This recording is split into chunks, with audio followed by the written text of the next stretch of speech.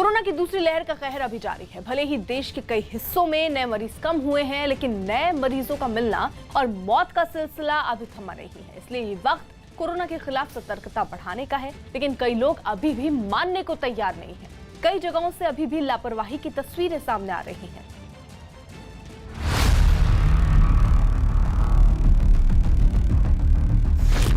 देश में कोरोना का कहर जारी, कम नहीं हो रहे कोरोना से मौत के मरीज। कहर के बावजूद लापरवाही जारी। हो सकता है कि आप इन तस्वीरों को देखकर हैरान हो जाएं, लेकिन सच यही है कि कोरोना की दूसरी लहर के कहर के बावजूद इसके खतरे की अनदेखी करने वालों की कमी नहीं है। देश का ऐसा शायद ही कोई राज्य हो जहां इस तरह की तस्वीरें न देखने को मिले।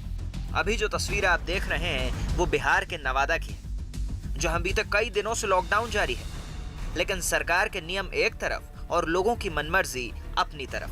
यही वजह है कि शहर के मेन रोड से लेकर सब्जी बाजार, पुराना बाजार, गोला रोड, स्टेशन रोड सहित तमाम इलाकों में लोगों की भीड़ नजर आती है। आलम यह है कि लोगों की भीड़ की वजह से ट्रैफिक जाम तक हो जाता है और लोग घंटों इस जाम में फंसे रहते हैं। बताया जाता है कि हर दिन नवादा के लोगों को ऐसे ही हालात से गुजरना पड़ता है। नवादा जैसा ही हाल सीवान का भी दिखा, जहां लॉकडाउन के बावजूद लोग सड़कों पर नजर आए। सीवान के मैरवा में जब जगह जगह जाम लगने लगा तो हरकत में आई पुलिस सड़कों पर उतर पड़ी और ट्रैफिक जैम वाले इलाकों में जाने से लोगों को रोकती दिखी। बेवजह घर से बाहर आने वालों को पुलिस चेताकर लौटाती दिखी। ये हाल तब है जब देश में कोरोना के नए मरीजों के आने का सिलसिला जारी है और बीमारी की वजह से मौत का आंकड़ा भी कम होने का नाम नहीं ले रहा। स्वास्थ्य मंत्रालय के मुताबिक देश में बीते 24 घंटे में कोरोना की चपेट में 2,57,299 मरीज आए, जिनमें से 4,194 लोगों की मौत हो गई। लेकिन बीमारी फैलती है तो फैलती रहे, लोग इसकी चपेट में आते हैं तो आते रहे, लोग मरते हैं तो फिर मरते रहे। कई लोगों को इससे कोई मतलब नहीं, उन्हें मतलब है तो सिर्फ अपनी राजनीति से। भले नियम टूटे तो टूटे। यूपी के कानपुर की इन तस्वीरों को देखकर तो ऐसा ही लगता है। कानपुर में शहर काजी ने अपने समर्थकों की बैठक बुलाई थी और बैठक के बाद लॉकडाउन को तोड़कर सभी सड़कों पर नारेबाजी करते विरोध प्रदर्शन के लिए निकल पड़े।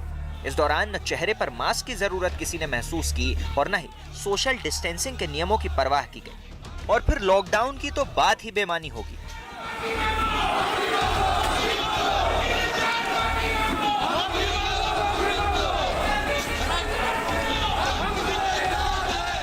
कानपुर में तो अपनी ताकत और सियासत की परवाह करने वालों ने कोरोना के नियमों की परवाह नहीं की, लेकिन प्रयागराज में तो दाल, रोटी और सब्जी की चिंता में लोग लॉकडाउन और कोरोना के नियमों को ताक पर रखा है। सब्जी मंडी में लोगों की इतनी भीड़ उमड़ पड़ी कि पुलिस को दखल देना पड़ा।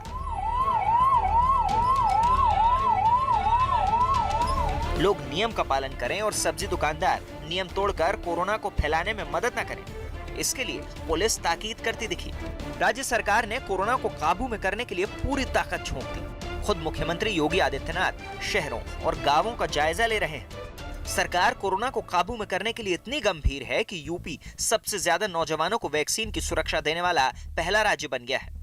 यूपी में 18 से ज्यादा और 45 साल से कम उम्र के 10 लाख लोगों को अब तक वैक्सीन लग चुकी है। लेकिन सरकार की तमाम मुस्तैदी एक तरफ और अंधविश्वास और जानकारी की कमी दूसरी तरफ। आगरा के ग्रामीण इलाके से ऐसी ही एक तस्वीर बहुत कुछ सोचने को मजबूर करती है। बरौली अहीर गांव में एक पुराने पीपल के पेड़ के नीचे सुबह से लेकर शाम तक भीड़ नजर आती है। यहाँ कुछ लोग योग और कसरत करते नजर आते हैं। चेहरे पर मास्क की खाना पूर्ति करने वाले लोग इस भरोसे से यहाँ पहुँचते हैं कि पीपल के पेड़ के नीचे रहने से उनके शरीर में ऑक्सीजन लेवल बढ़ेगा। इसी भरोसे की वजह से एक शख्स को जब अपने शरीर का ऑक्सीजन लेवल गिरता लगा तो वो खाट लेकर पीपल के पेड़ पर ही बिस्तरा लगा बैठा। बताया गया कि विनोद शर्मा नाम का शख्स बीते 15 दिनों से पीपल के पेड़ पर ही अपना ठिकाना बनाकर रोज 5 घंटे बिता रहा है। इस शख्स का दावा है कि ऐसा करने से उसके शरीर का ऑक्सीजन लेवल बढ़ गया है। ऑक्सीजन का सबसे बड़ा वो प्रभाव है। हम लोग गवर्नमेंट के सहारे नहीं है, ये हुआ वर्ग है। सभी लोग जानते हैं कि पेड़ों से अच्छी शुद्ध हवा मिलेगी। हमारे प्रधान जी भी हैं, इन्होंने हमको सलाह दी सब लोगों को कि आप पीपल का साल है। कहीं सड़कों पर भीड़, कहीं लॉकडाउन का उल्लंघन तो कहीं कोरोना के नियमों की अनदेखी। और हद तो तब हो जाती है जब जानकारी की कमी की वजह से लोग पीपल के पेड़ के नीचे वक्त बिताने में इलाज देखने लगते हैं। कोरोना के लिए नियम बनाने के साथ ही लोगों को जागरूक करने की भी उतनी ही जरूरत है ताकि इस बीमारी से पार पाया जा सके। इसी बीच